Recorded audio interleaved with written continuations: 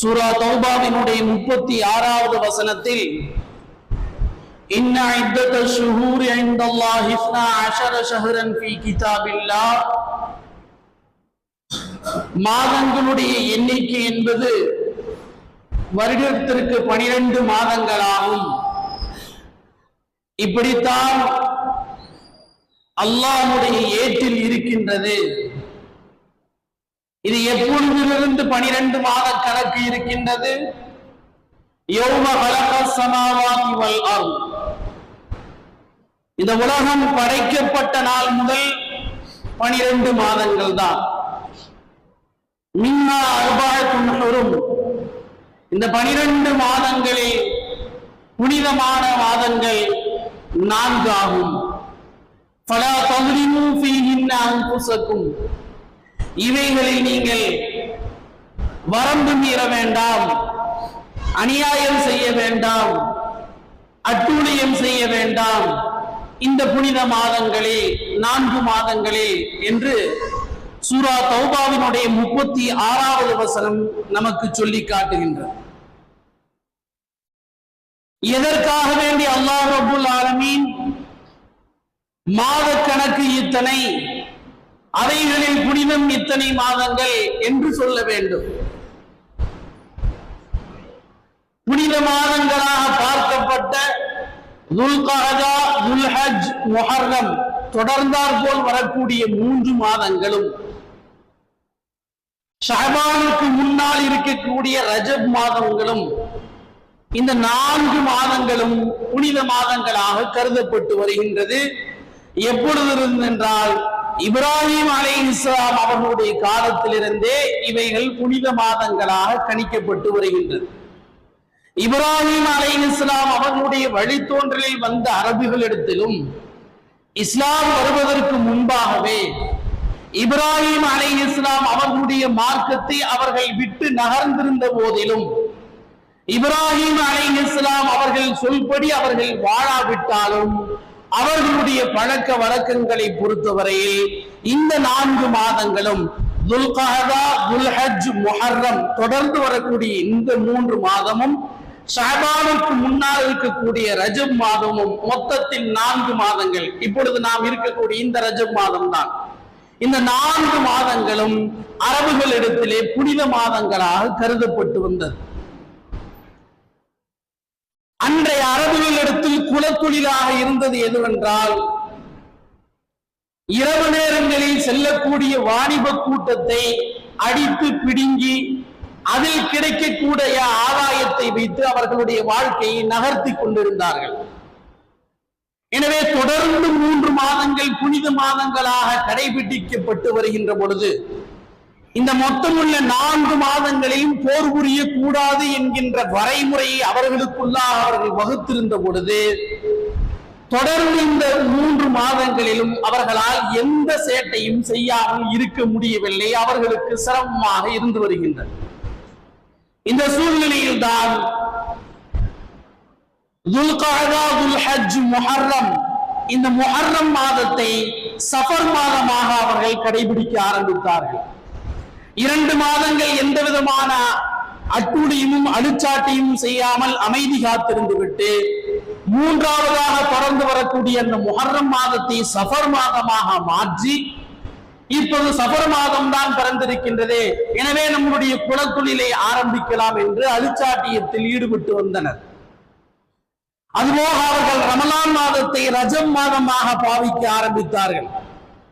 ரமலான் மாதத்தை ரஜப் மாதமாகவும், ரஜப் மாதத்தை ரமலான் மாதமாகவும், இப்படி அவர்கள் விரும்பிய கோணத்தில் அவர்களுக்கு தோதுவாக மாதங்களை மாற்றி மாற்றி அமைத்து, அவர்களுடைய குலத்தொழிலான திருட்டு தொழிலுக்கு எந்த பங்கமும் வந்துவிடக் கூடாது என்று அவர்கள் செயல்பட்ட பொழுதுதான் அல்லாஹ் ரப்புல் ஆலமீன் மாதங்கள் என்று, புனித மாதங்கள் இதுதான் என்று குர்ஆனிலே ஆணித்தரமாக இந்த ஆயத்தை இறக்கி வைத்து, இந்த ஆயத்திற்கு பின்னால் அரபுகளுடைய சேட்டைகளை விவரித்து, நீங்களாக ஒரு மாதத்தை புனிதமாகவோ அல்லது புனிதம் இல்லாததாகவோ உங்களுக்கு சாதகமாக இருக்க வேண்டும் என்பதற்காக வேண்டி முஹர்ரம் மாதத்தை சஃபர் மாதமாக நீங்கள் மாற்றி உங்களுடைய சேட்டைகளை செய்ய வேண்டாம் என்று இந்த ஆயத்துகளை அல்லாஹு தஆலா இறக்கி வைத்தார்.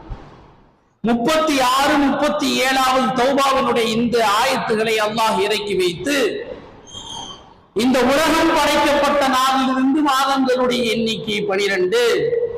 அந்த மாதங்களில் புனிதமான மாதங்கள் அர்பஅத்துல் ஹுரும், துல்கஅதா, துல்ஹஜ், முஹர்ரம், அடுத்து ஷஅபானுக்கு முன்னால் வரக்கூடிய ரஜப் என்று அல்லாஹு தஆலா விவரித்ததோடு மட்டுமல்லாமல் இன்னமன் நஸீஉ ஸியாதத்துன் ஃபில் குஃப்ரி யுضல்லு பிஹில்லதீன கஃபரு 37வது ஆயத்தில் நீங்கள் உங்களுடைய சேட்டைகளை நடத்த வேண்டும் என்பதற்காக வேண்டி, நீங்கள் வழிப்போக்கர்களிடமிருந்து அபகரித்து உங்களுடைய வாழ்வாதாரத்தை நடத்த வேண்டும் என்பதற்காக வேண்டி அல்லாஹ் புனிதமாக வைத்திருக்கக்கூடிய அந்த முஹர்ரம் மாதத்தை சஃபர் மாதமாக நீங்கள் கணக்கில் கொண்டு இவ்வாறு அட்டூழியம் செய்ய வேண்டாம் என்று இன்னமன் நஸீஉ ஸியாதத்துன் ஃபில் குஃப்ரி யுضல்லு பிஹில்லதீன கஃபரு என்ற ஆயத்தின் மூலமாகவும் அல்லாஹ் தெளிவுபடுத்தி காட்டினார்.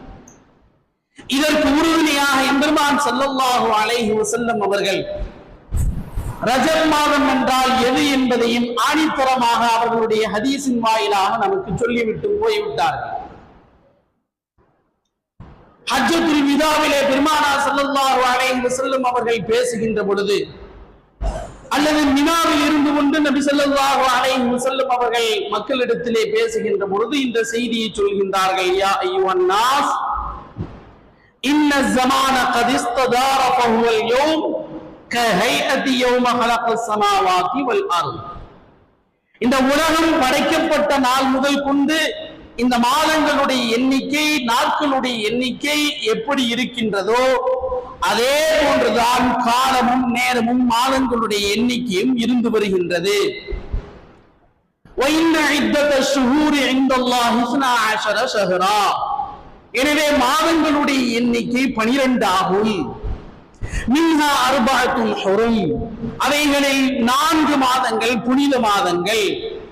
அவ்வளமன், அவைகளில் முதலாவது ரஜபுல் முலர் பைன ஜுமாதி வ ஷஅபான், ஜமாதுல் ஆகிருக்கும் ஷஅபானுக்கும் இடைப்பட்ட பகுதியாக இருக்கக்கூடிய அந்த 4 மாதங்களில் புனித மாதங்களில் முதலாவது மாதம் ஷஅபானுக்கும் ஜமாதுல் ஆகிருக்கும் இடைப்பட்ட மாதமாக இருக்கக்கூடிய ரஜபு மாதம் தான். அதற்கடுத்து துல்கஅதா வ துல்ஹிஜ்ஜா வல் முஹர்ரம், அதற்கடுத்து தொடர்ந்து வரக்கூடிய 3 மாதங்கள் துல்கஅதா, துல்ஹஜ், முஹர்ரம் ஆகிய 3 மாதங்களும் ஜமாதுல் ஆகிருக்கும் ஷஅபானுக்கும் இடையில் வரக்கூடிய ரஜபு மாதமும் அல்லாஹ்விடத்திலே புனித மாதங்களாக கணக்கிடப்பட்டு வருகின்றது. எனவே இவை இந்த மாதங்களில், இந்த 4 மாதங்களில் நீங்கள் போர் புரியக்கூடாது, சண்டை போடக்கூடாது, அநியாயம் செய்யக்கூடாது, அட்டூழியம் செய்யக்கூடாது என்று பெருமானார் ஸல்லல்லாஹு அலைஹி வஸல்லம் அவர்கள் இறைவனின் அந்த வசனத்திற்கு தோதுவாக தங்களுடைய ஹதீஸின் வாயிலாகவும் விளக்கம் கொடுத்தார்கள். இந்த ஹதீஸில் நபி ஸல்லல்லாஹு அலைஹி வஸல்லம் ரஜபுல் முலர், முலர் கூட்டத்தினர் எதை ரஜபு மாதமாக கடைபிடித்து வந்தார்களோ அதுவே சரி என்று குறிப்பிடுகின்றார்கள். ஏனென்று சொன்னால் ரபியா என்று ஒரு கூட்டம் இருந்தது. அந்த ரபியா என்கின்ற கூட்டம் ரஜபு மாதத்தை, அதாவது ரமலான் மாதத்தை ரஜபு மாதமாக கடைபிடித்து வந்தனர். எனவே ரபியா அவர்கள் கடைபிடித்து வரக்கூடிய, அந்த கூட்டத்தினர் கடைபிடித்து வரக்கூடிய ரஜபு மாதம் உண்மையான ரஜபு மாதம் அல்ல. ஷஅபானுக்கும் ஜமாதுல் ஆகிருக்கும் இடைப்பட்டு இருக்கின்றதே அதுதான் உண்மையான ரஜபு மாதம். அதாவது முதல் கூட்டத்தினர் எதை ரஜபு மாதமாக கணித்து வைத்து கடைபிடித்து வருகின்றார்களோ அதுதான் ரஜபு மாதம் என்றும் தெளிவாக பெருமானார் ஸல்லல்லாஹு அலைஹி வஸல்லம் அவர்கள் காட்டிவிட்டு போனார்கள். சரி, ரஜபு மாதத்தில் நாம் என்ன செய்ய வேண்டும்? அனஸ் இப்னு மாலிக் ரலியல்லாஹு அன்ஹு அவர்கள் சொல்கின்றார்கள், ரஜப் மாதம் வந்துவிட்டாலே பெருமானார் ஸல்லல்லாஹு அலைஹி வஸல்லம் அவர்கள் ரஜபிலும் ஷஅபானிலும் பரக்கத்திற்காக துஆ செய்வதோடு ரமலானை அடையக்கூடிய நசீபினை எங்களுக்கு தா இறைவா என்றும் துஆ கேட்பார்கள். இன்னும் சில அறிவிப்புகளில் பெருமானார் ஸல்லல்லாஹு அலைஹி வஸல்லம் அவர்கள் 3 மாதங்களிலும் பரக்கத்தை தேடினார்கள். யா அல்லாஹ் ரஜபிலும் ஷஅபானிலும் எங்களுக்கு பரக்கத் செய், அதே போன்று ரமலானிலும் எங்களுக்கு பரக்கத் செய் என்று பெருமானார் ஸல்லல்லாஹு அலைஹி வஸல்லம் அவர்கள் பரக்கத்திற்காக குறிப்பிட்டு இந்த ரஜபிலும் ஷஅபானிலும் ரமலானிலும் துஆ கேட்டிருக்கின்றார்கள், ரமலானை அடையக்கூடிய நசீபினை கேட்டிருக்கின்றார்கள் என்று அனஸ் இப்னு மாலிக் ரலியல்லாஹு அன்ஹு அவர்கள் குறிப்பிடுகின்றார்கள். பரக்கத் என்பது நம்முடைய வாழ்க்கையில் இன்றியமையாத ஒன்று. இந்த பரக்கத்தை நாயகம் ஸல்லல்லாஹு அலைஹி வஸல்லம் அவர்கள் மாத்திரம்தான் நமக்கு கற்றுக் கொடுக்கவில்லை, அதற்கு முன்னால் வாழ்ந்த எல்லா நபிமார்களும் இந்த பரக்கத்தை கேட்டிருக்கின்றார்கள். ஈசா அலைஹிஸ்ஸலாம் அவர்கள் கேட்டார்கள், வஜஅலனி முபாரக்கன் ஐனமா குந்து, யா அல்லாஹ் நான் எங்கு இருந்தாலும் என்னை பரக்கத்தோடு என்னை வாழவை. ஈசா அலைஹிஸ்ஸலாம் அவர்கள் கேட்டிருக்கின்றார்கள். நூஹ் அலைஹிஸ்ஸலாம் அவர்களுக்கு அல்லாஹ் இப்படி கேட்க சொன்னார், ஃபைதஸ்தவைத அன்த வமன் மஅக அலல் ஃபுல்க், நீங்களும் உங்களோடு பயணத்தை தொடங்கியவர்களும் நீங்கள் கப்பலிலே நிம்மதியாக உட்கார்ந்து விட்டால் ஃபகுல், இப்படி துஆ கேளுங்கள் நூஹ் அலைஹிஸ்ஸலாம் அவர்களே, அல்ஹம்துலில்லாஹில்லதீ நஜ்ஜானா மினல் கௌமில் ஸாலிமீன், யா அல்லாஹ் அநியாயம் செய்யக்கூடிய கூட்டத்தாரிடமிருந்து என்னை காப்பாற்றுவாயாக. வகுல், மேலும் இதை கேளுங்கள், ரப்பி அன்சில்னி முன்ஸலம் முபாரக்கன் வ அன்த கைருல் முன்ஸிலீன், இங்கிருந்து நாங்கள் புறப்பட்டு விட்டோம், இனி நாங்கள் எங்கு போய் தங்க வேண்டும் என்று நீ நாடி இருக்கின்றாயோ அந்த இடத்தையும் எங்களுக்கு பரக்கத் பொருந்திய இடமாக ஆக்கி வைப்பாயாக என்று நூஹ் அலைஹிஸ்ஸலாம் அவர்களுக்கு இந்த துஆவை அல்லாஹ்வே கற்றுக் கொடுக்கின்றார். இப்ராஹிம் அலைஹிஸ்ஸலாம் அவர்களை பற்றி சொல்லும் பொழுது அல்லாஹ் சொல்வார், வபஷரனாஹு பிஇஸ்ஹாக நபிய்யன் மினஸ் ஸாலிஹீன், இஸ்ஹாக் அலைஹிஸ்ஸலாம் என்கின்ற குழந்தையை கொடுத்து அந்த இஸ்ஹாக் அலைஹிஸ்ஸலாம் அவர்களை நபியாக நாம் அவர்களுக்கு சுப செய்தி சொன்னோம். இனி இஸ்ஹாக் அலைஹிஸ்ஸலாம் அவர்கள் நபியாக ஆவார்கள், நபியாக வரப்போகின்றார்கள் என்கின்ற சந்தோஷமான செய்தியை சொன்னோம். வபாரக்னா அலைஹி வ அலா இஸ்ஹாக், இப்ராஹிம் அலைஹிஸ்ஸலாம் அவர்கள் மீதும் இஸ்ஹாக் அலைஹிஸ்ஸலாம் அவர்கள் மீதும் நாம் பரக்கத்து செய்தோம் என்று அல்லாஹ் ரப்பல் ஆலமீன் குறிப்பிடுகின்றார். பரக்கத் என்றால் என்ன? பரக்கத் என்பது நம்முடைய வாழ்க்கையில் இன்றியமையாத ஒன்று என்று மட்டுமல்ல, நம்முடைய வாழ்க்கையின் அனைத்து தளங்களிலும் அது வியாபித்திருக்கின்றது.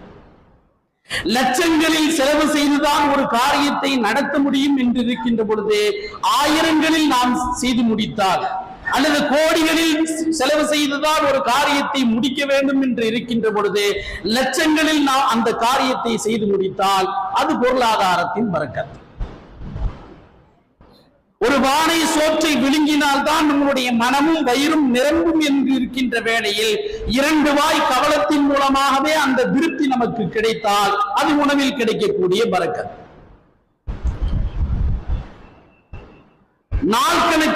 நாள் கணக்கில் செய்து முடிக்க வேண்டிய ஒரு காரியத்தை மணி நேரங்களில் நாம் செய்து முடித்தால் அது காலங்களில் நமக்கு கிடைத்த பரக்கத். 10 ஆட்கள் செய்ய வேண்டிய வேலையை நாம் ஒருவராக செய்து முடித்தால் உடல் வலிமையில் நமக்கு கிடைத்த பரக்கத். அது தீர்க்க முடியாத பிரச்சனைகளை நாம் அதில் தீர்வு காண்டு அந்த பிரச்சனையை நாம் சுமூகமாக ஆக்கினால் அது நம்முடைய அறிவில் கிடைத்த பரக்கத். 1000 ரக்காத்துகளை தொழுது என்ன கிடைக்க வேண்டும் என்று மன்றாடுகின்றோமோ அதை ஒரே 2 ரக்காத்துகளில் நாம் அல்லாஹ்விடம் கேட்டு நமக்கு கிடைத்து விட்டால் அது நம்முடைய தக்வாவில் உள்ள பரக்கத். எந்த சந்தர்ப்பத்திலும் அது சந்தோஷமாகவோ துக்கமாகவோ நமக்கு வரவோ செலவோ எந்த சூழ்நிலையிலும் அல்லாஹ்வின் மீது தவக்குல் வைக்கதை விட்டு நாம் விலகாவிட்டால், எல்லா காலங்களிலும் அல்லாஹ் மீது நம்பிக்கை வைத்திருந்தால் அது நம்முடைய ஈமானில் ஏற்பட்ட பரக்கத். டேங்க் ஃபுல்லாக நிரப்பிவிட்டு இந்த தூரத்தை கடக்க முடியும் என்று இருக்கின்ற பொழுது ஒரு சில ஆயிரங்களில் செலவு செய்து அந்த பெட்ரோலை நிரப்பி நாம் அந்த இடத்தை அடைந்தால் அது நம்முடைய வாகனங்களில் கிடைத்த பரக்கத். நாம் பெற்ற மக்களை, நம்முடைய குடும்பத்தை, நம்முடைய பொருளாதாரத்தை சரிவர தீர்மானித்து நம்முடைய குடும்பத்தை சரியாக நடத்தக்கூடிய மனைவி நமக்கு அமைந்தால் அது நம்முடைய வாழ்க்கையில் கிடைத்த பரக்கத். இப்படி பரக்கத் இல்லாமல் நம்மால் எந்த ஒரு காரியத்தையும் சாதிக்க முடியாது. அந்த பரக்கத்தை நீங்கள் இந்த மாதங்களில் குறிப்பிட்டு கேளுங்கள் என்பதைத்தான் எம்பெருமானார் ஸல்லல்லாஹு அலைஹி வஸல்லம் அவர்கள் நமக்கு சொல்லி இருக்கின்றார்கள். எந்த சந்தர்ப்பமானாலும் பெருமானார் ஸல்லல்லாஹு அலைஹி வஸல்லம் அவர்களிடம் யா ரசூலல்லாஹ் எனக்காக துஆ செய்யுங்கள் என்று எந்த சந்தர்ப்பத்தில் சொல்லப்பட்டாலும் வெறுமனே ரிஸ்கை கொடு என்று நிறுத்த மாட்டார்கள். யா அல்லாஹ் நீ கொடுத்த ரிஸ்கிலே எங்களுக்கு இவருக்கு பரக்கத்தை கொடு என்பதாக தான் துஆ செய்திருக்கின்றார். அப்துல்லாஹ் இப்னு பிஷ்ர் ரலியல்லாஹு அன்ஹு அவர்கள் தன்னுடைய வீட்டிற்கு விருந்துக்காக வேண்டி நாயகம் ஸல்லல்லாஹு அலைஹி வஸல்லம் அவர்களை அழைத்து விருந்து உபசரிக்கின்றார்கள். விருந்து சாப்பிட்டு முடித்ததும் பெருமானார் ஸல்லல்லாஹு அலைஹி வஸல்லம் அவர்களை வழி அனுப்புவதற்காக வேண்டி ஒட்டகத்திற்கு அருகிலே சென்று நாயகம் ஸல்லல்லாஹு அலைஹி வஸல்லம் அவர்கள் அமர்கின்ற பொழுது அப்துல்லாஹ் இப்னு பிஷ்ர் ரலியல்லாஹு அன்ஹு அவர்கள் சொன்னார்கள், யா ரசூலல்லாஹ் எங்களுக்காக நீங்க துஆ செய்யுங்க, எங்க குடும்பத்துக்காக நீங்க துஆ செய்யுங்க அப்படின்னு சொல்லும் போது பெருமானார் ஸல்லல்லாஹு அலைஹி வஸல்லம் அவர்களுடைய துஆ இப்படித்தான் இருந்தது. அல்லாஹும்ம பாரிக் லஹும் ஃபீமா ரஸக்தஹும், யா அல்லாஹ் இவர்களுக்கு நீ எதையெல்லாம் கொடுக்கின்றாயோ அதிலே பரக்கத் செய். வஃபிர் லஹும் வர்ஹம்ஹும், அவர்களுடைய பாவங்களை மன்னித்து விடு, அவர்களுக்கு நீ கிருபை செய், இரக்கம் காட்டு. அனஸ் ரலியல்லாஹு அன்ஹு அவர்கள் சின்ன வயது பையனாக இருக்கின்ற பொழுது நபி ஸல்லல்லாஹு அலைஹி வஸல்லம் அவர்களிடம் கொண்டு வந்து விடுகின்றார்கள். அனஸுடைய தாயார் உம்மு சுலைம் ரலியல்லாஹு அன்ஹா அவர்கள், என் மகனை நல்லபடியா பார்த்துக்கங்க, உங்களுக்கு சேவகராக வச்சுக்கோங்க, என் மகனுக்காக நீங்க துஆ செய்யுங்க. பெருமானார் ஸல்லல்லாஹு அலைஹி வஸல்லம் அவர்கள் துஆ செய்தார்கள், அல்லாஹும்ம அக்ஸிர் மாலஹு வ வலதஹு வ பாரிக் லஹு ஃபீமா அஅதைதஹு, யா அல்லாஹ் இவருடைய பொருளாதாரத்தில் அதிகமாக கொடு, இவருக்கு காசு பணங்களை அதிகமாக கொடு, குழந்தை செல்வத்தை அதிகமாக கொடு, என்னவெல்லாம் நீ கொடுக்கின்றாயோ அதிலெல்லாம் நீ பரக்கத் செய் என்றும் அனஸ் ரலியல்லாஹு அன்ஹு அவர்களுக்கு பெருமானார் ஸல்லல்லாஹு அலைஹி வஸல்லம் அவர்கள் பரக்கத்திற்காக செய்திருக்கின்றார். சஹாபாக்களுடைய எந்த துஆவிற்கும் பெருமானார் ஸல்லல்லாஹு அலைஹி வஸல்லம் அவர்கள் பரக்கத்தை விட்டு விட்டு துஆ செய்ததே கிடையாது. எல்லா சூழ்நிலையிலும் அதிகமாக குடு என்று கேட்பதோடு இதிலே பரக்கத்தையும் இவருக்கு தா என்றுதான் கேட்டிருக்கின்றார்கள்.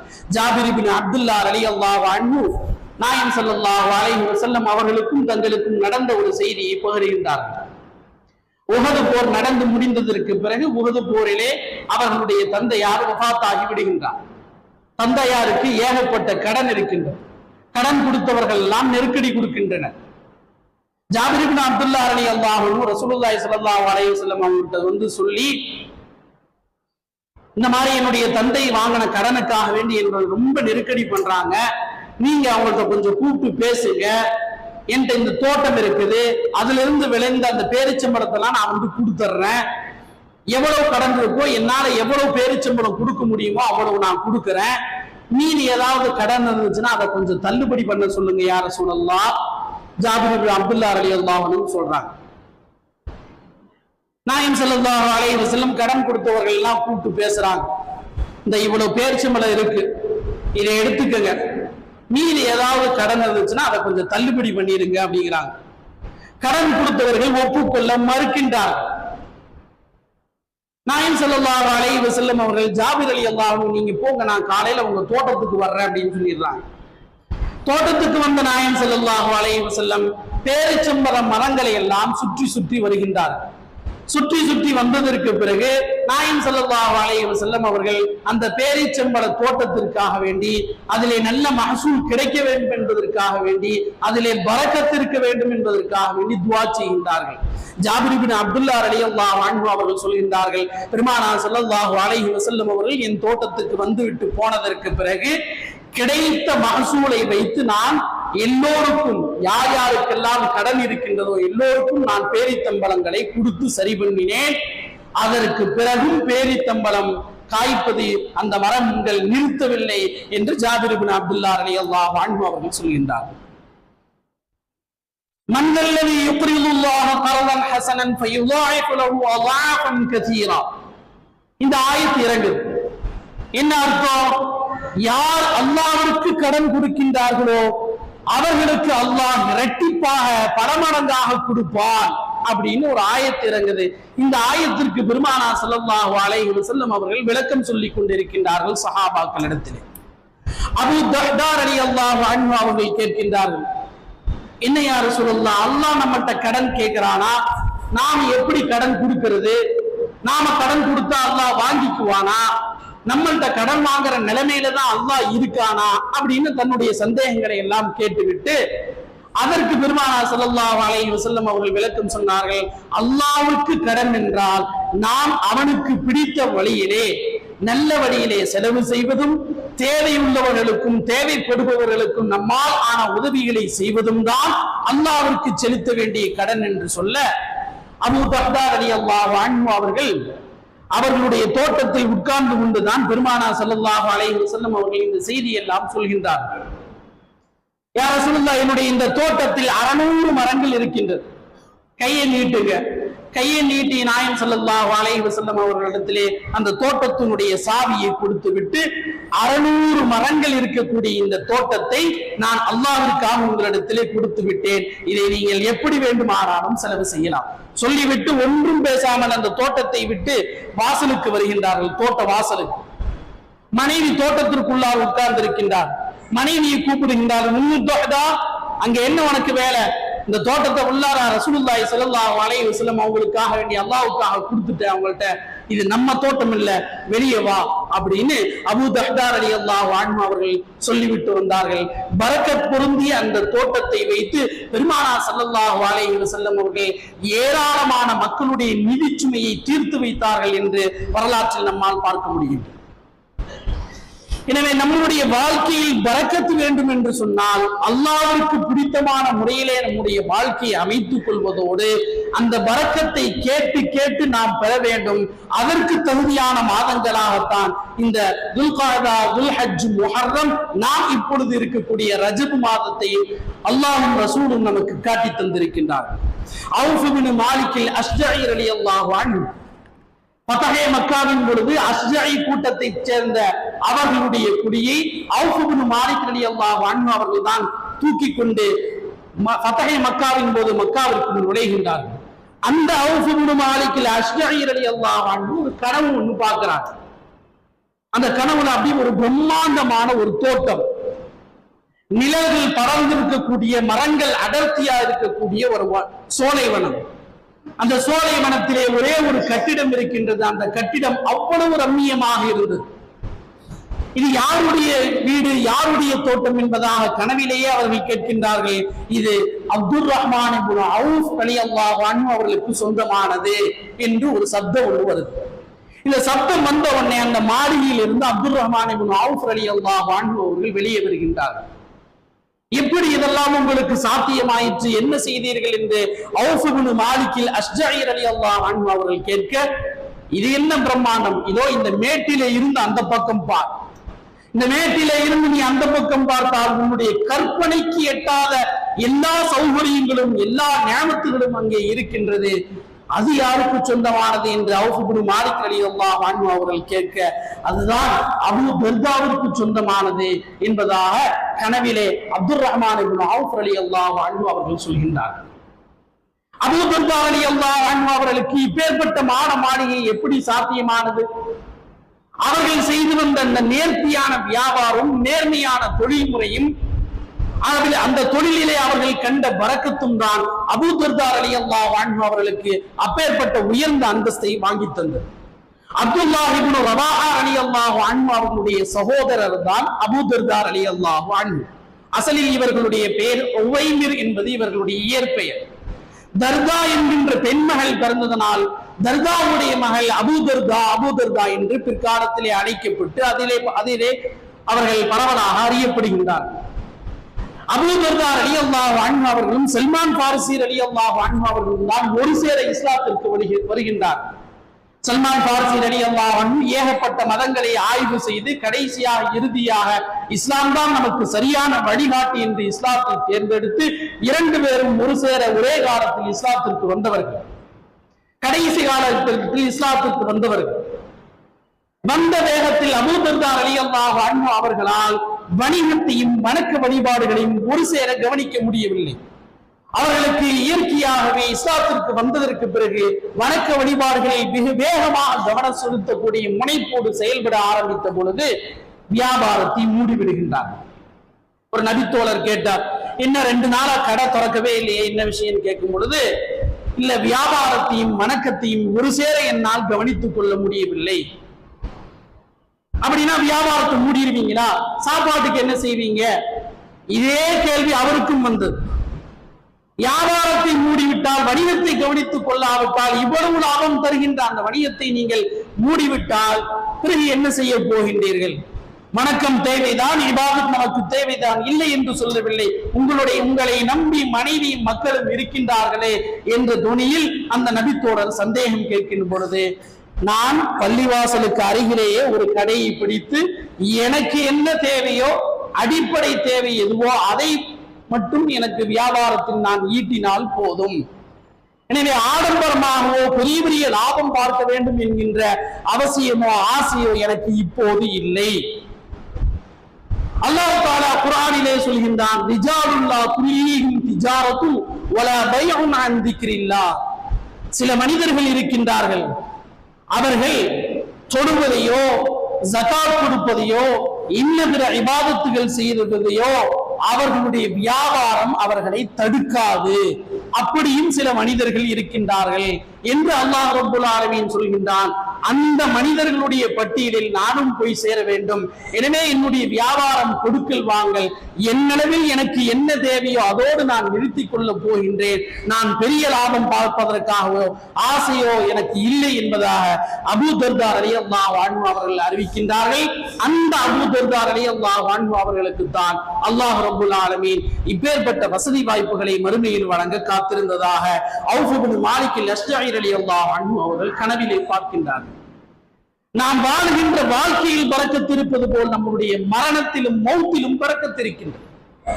நாம் இந்த உலகை விட்டு செல்கின்ற பொழுது நம்மை சுற்றியுள்ளவர்கள் நம்முடைய மௌத்தை, இப்பேற்பட்ட நல்ல மனிதன் பிரிந்து விட்டானே, இவ்வளவு சமுதாய சேவையை செய்து வந்தவன் பிரிந்து விட்டானே என்று கவலைப்பட வேண்டும். அதுதான் மௌத்தினுடைய பரக்கத்.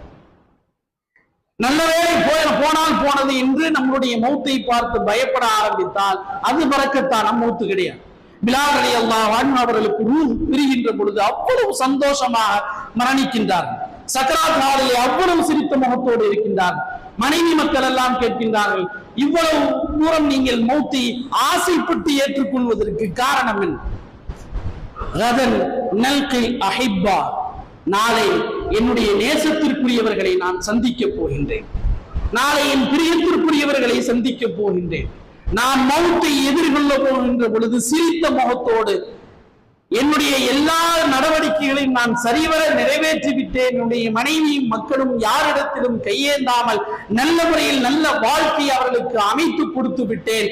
இனி என்னுடைய கடமை முடிந்தது, இனி ரப்போடு நான் போய் சேர போகின்றேன் என்ற வகையில் ஒரு மௌத் இருந்தால் அந்த மௌத்து தான் பிலால் ரலியல்லாஹு அன்ஹு அவர்களுடைய மௌத்தை போன்று பரக்கத்தான மௌத்தாகும். அல்லாஹ் ரப்பல் ஆலமீன் எம்பெருமான் ஸல்லல்லாஹு அலைஹி வஸல்லம் அவர்கள் நமக்கு கற்றுத் தந்த அந்த பரக்கத்தை ரஜபுடைய